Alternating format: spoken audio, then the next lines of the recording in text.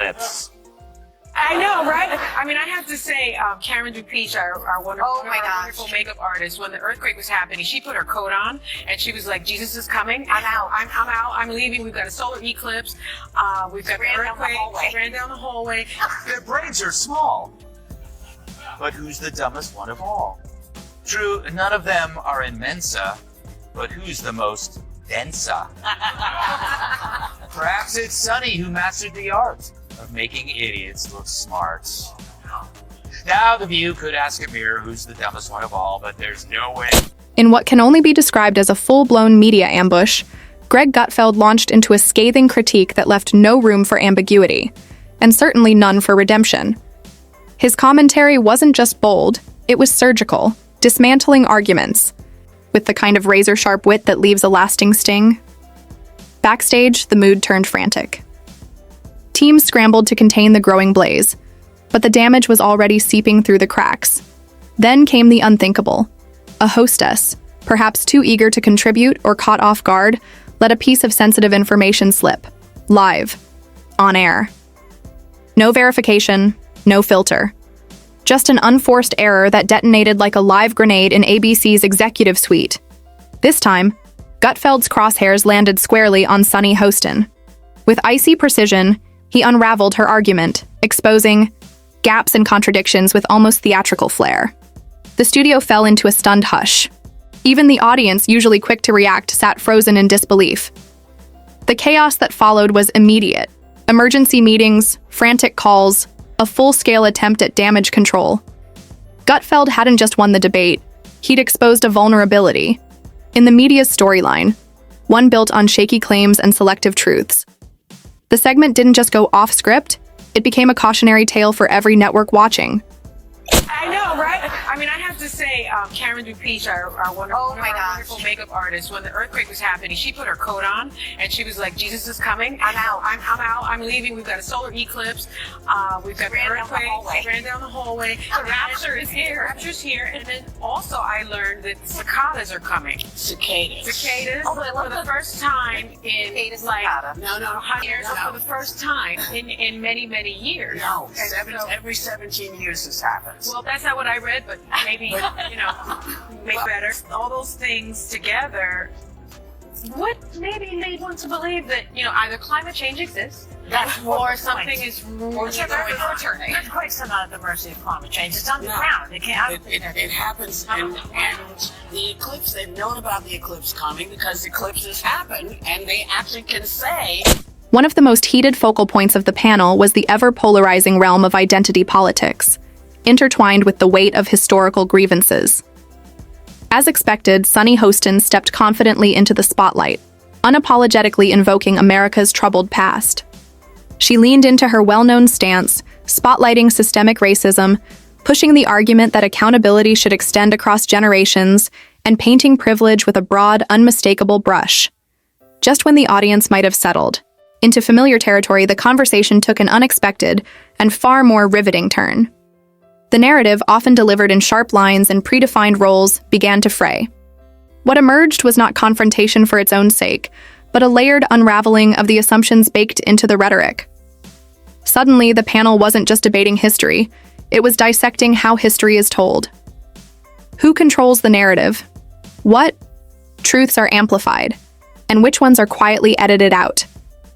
The discussion, once rooted in well-rehearsed positions, evolved into something far more challenging and introspective. Viewers found themselves navigating uncomfortable but necessary questions about cultural memory, inherited guilt, and the manipulation of identity in modern discourse. What unfolded wasn't just another racial talking point, it was a jolting reminder of how complex and often misrepresented the pursuit of justice and historical reckoning can be. Not what I read. The true sign of the apocalypse is someone that dumb has a law degree.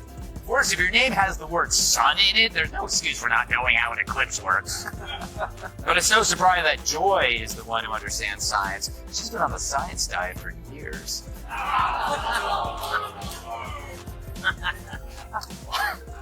Oh, they're turning on me. So that makes Sunny Hostin, who thinks climate change caused the solar eclipse, the dumbest of them all. because everyone knows the moon caused the eclipse, which is controlled by the view's gravitational pull. All right, Kat, did you ever see such a group? It's amazing how Joy and Whoopi became the smart ones. Oh, so you know what? Whoopi, she thought like either the Nazis thought the Jews were a race or were in a race. I'm not sure what she thought. And I thought, this new one was Sunny, pretty dumb. And then Joey Behar in her own echo chamber. I'm going to say the dumbest people who still watch the show. Yes. The whole audience clapped by the Studio audience. Whoopi, though. She's funny, right? No. Oh, okay. I was trying to find some kind of redeeming thing to say about The View, but you could see right through me. Well, at least Joy and Whoopi were fact-checking this time around. That was surprising, a pleasant one. Yeah, it was. He leaned in slowly, a knowing smirk playing at the corners of his mouth, the kind that signals something big is about to land. What followed wasn't just a sharp retort, it was the moment that would send shockwaves through the studio. With surgical precision, he reminded Sunny Hostin and the entire panel that recent genealogical research had unearthed a jarring revelation. Some of her own ancestors were involved in the slave trade. A collective gasp rippled through the audience like a sudden cold draft, and even Joy Behar, usually Sunny's unwavering ally, visibly recoiled, her posture stiffening as she instinctively glanced away. The confrontation wasn't loud or theatrical. It didn't need to be. It was quiet, cutting, and undeniable. More than a clash of opinions, this was a brutal lesson in rhetorical consequences. Hostin, known for her unscripted confidence and impassioned monologues, now found herself staring down a contradiction that struck at the very core of her usual arguments. As silence lingered just long enough to feel uncomfortable, the tone of the conversation shifted. The audience, previously content to spectate, now leaned in with sharpened attention, aware of the delicate hypocrisy unfolding before them and the uneasy truth it exposed. As expected, Sunny Hostin was momentarily stunned, but not silenced.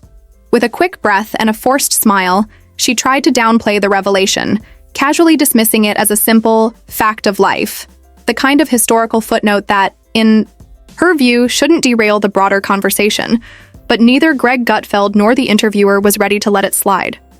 They pressed in, their tone firm yet controlled, unwilling to let her sidestep the very standards she so often applies to others.